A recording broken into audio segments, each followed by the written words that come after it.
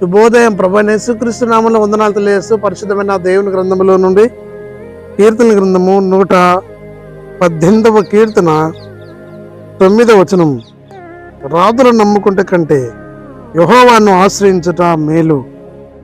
ప్రార్థన చేసుకుందాం. పరిశుద్ధుడా, ప్రేమ కలిగిన తండ్రి, వందనాలు స్తోత్రాలు చెల్లించుకుంటూ వాక్యము ధ్యానిస్తుండగా మీ సందు మాతో ఉంచి నడిపించమని యేసు నామములో ప్రార్థించి అడుగుచున్నాము తండ్రి. ఆమేన్. దేవుణ్ణి ఆశ్రయించడం మానవ జీవితానికి మేలు కలుగుతుంది. ఆయన ఆశ్రయ దుర్గమైనటువంటి దేవుడు. ఆయన నా కోట, నా కొండ, నేను నమ్ముకున్న దేవుడు అని దావీదు తన కీర్తనలో అనేక సార్లు తెలియజేస్తూ రాస్తూ ఉంటాడు. ఇందులో కూడా దేవుడు తన ప్రజలకు ఆశ్రయమైనటువంటి వాడు కాబట్టి ఆశ్రయ దుర్గమైన దేవుణ్ణి కలిగి లోకంలో ముందుకు సాగాలి.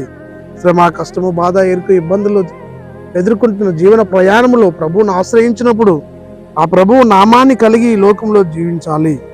ఆ దేవుడు మనల్ని నడిపింపగల సమర్థుడై ఉన్నాడు.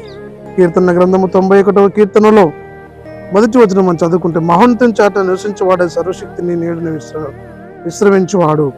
ఆయనే నాకు ఆశ్రయము, నా కోట, నేను నమ్ముకున్న దేవుడని నేను యెహోవాను గూర్చి చెప్తున్నాను. ఆయనే నాకు ఆశ్రయము.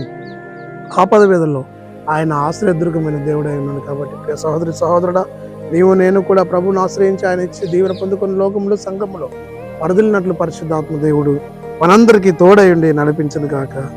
ఆమేన్. మహోన్నతుల స్తుతి స్తోత్రాలు చెల్లించుకుంటూ వాక్యము ధ్యానిస్తుండగా మీ సింది మాతో ఉంచుందుకే మహిమ ఘనత ప్రభావం ఆరంభిస్తూ అన్నెళ్ళు వీక్షిస్తున్న వారందరూ దీవించి ఆశ్రయించుకోవాలి. యేసు నామములో ప్రార్థించి అడిగి వేడుకొంచున్నాం తండ్రి. ఆమేన్. తండ్రి, కుమార పరిశుద్ధాత్మ త్రియేక దేవుడు సదాకాలము తోడయుండి దీవించి ఆశీర్వదించును గాక. ఆమేన్.